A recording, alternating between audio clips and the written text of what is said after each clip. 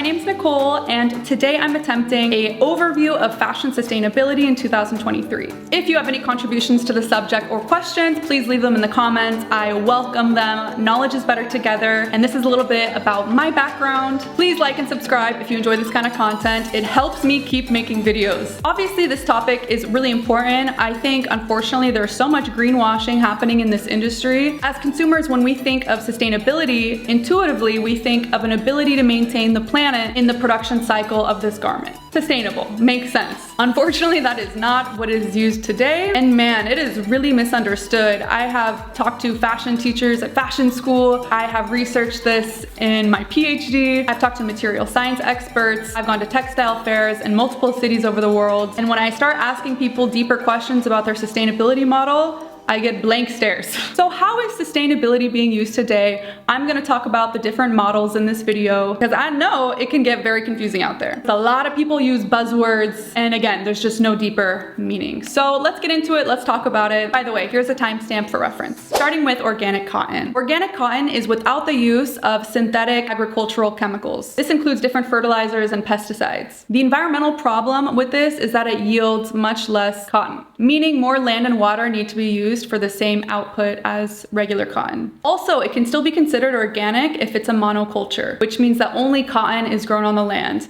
This is a huge environmental problem. Let me talk about monoculture really quick, because this is a consistent problem through many of the options presented today. Monocultural practices have a lot of negative impacts on the environment. Here's a list. But one of the least discussed, I feel, is its impact on soil health. With monoculture practices, soil loses its ability to sequester carbon. I don't even think a lot of people know that carbon is maintained in the soil. Soil health is so important and a big drawback of these monocultural practices. I'll talk more about this in future videos. Linen. Linen comes from the flax plant. It's better than organic cotton because it uses less water, but it can still run into the same problem of monocultural practices. The same goes for hemp. Hemp comes from the cannabis plant and uses even less water. However, it also has the same issue with the monocrop practices. Bamboo fiber. Bamboo fiber comes from bamboo. Same problem with the monocultural practices, but its manufacturing process emits poisonous gases as it requires synthetic fibers. Let's talk synthetic fibers. Synthetic fibers are man-made fibers, and most of them come from the raw material petroleum. This is called petrochemicals. There are a lot of environmental issues with synthetic fibers. For one, they don't biodegrade. Two, they contain microplastics, which can have a negative effect on the environment and our bodies. Three, they emit more greenhouse gases in the manufacturing process. Vegan leather. There are many kinds of vegan leathers, and they essentially use synthetic fibers to create that leather-like feeling without using animals. It's ironic because the intention is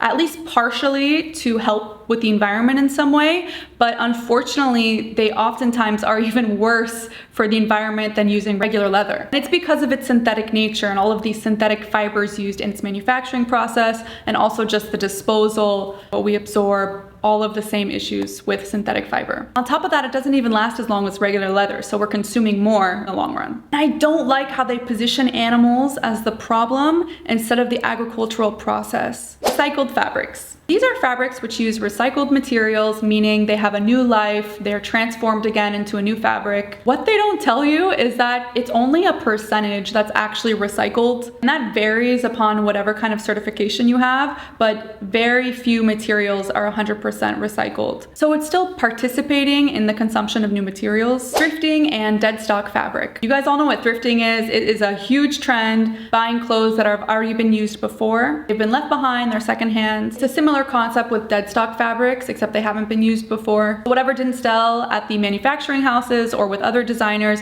you essentially buy and use. So the idea is you're reducing waste. This method is not a primary actor in the problem. However, I do see it as a secondary problem. If we continue to create a market demand for secondhand products or fabrics that we're not using, it still incentivizes the people who purchase new clothing, as well as the brands and fabric manufacturers, to continue consuming or producing at the same rate because there is a second market for it. You don't need to be as careful when you know there's a demand for whatever your leftovers are. I just feel when you think about human behavior and market economies, it's really not a long-term solution. I kind of see this as a band-aid. Lyocell. Lyocell comes from trees, which can survive on soil that's been depleted. Its manufacturing process uses less energy and less water, making it quite sustainable in that aspect. The solution sort of leans into monoculture from land that is deemed already uninhabitable. Tencel is a similar story. The big difference is that the trees are sourced sustainably from non-GMO woodlot. I see this as a solution for land that's uninhabitable,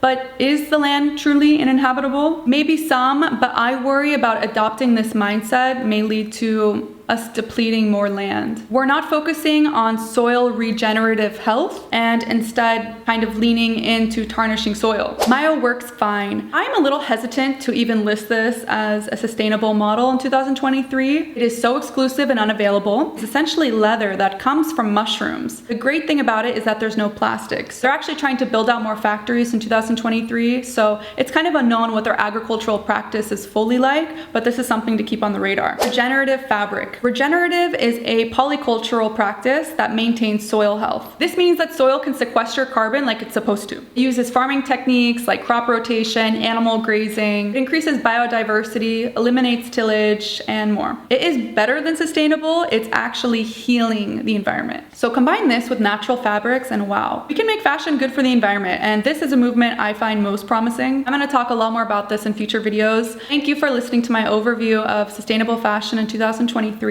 I hope this video was helpful. Give it a like if it was, and I'll see you next time.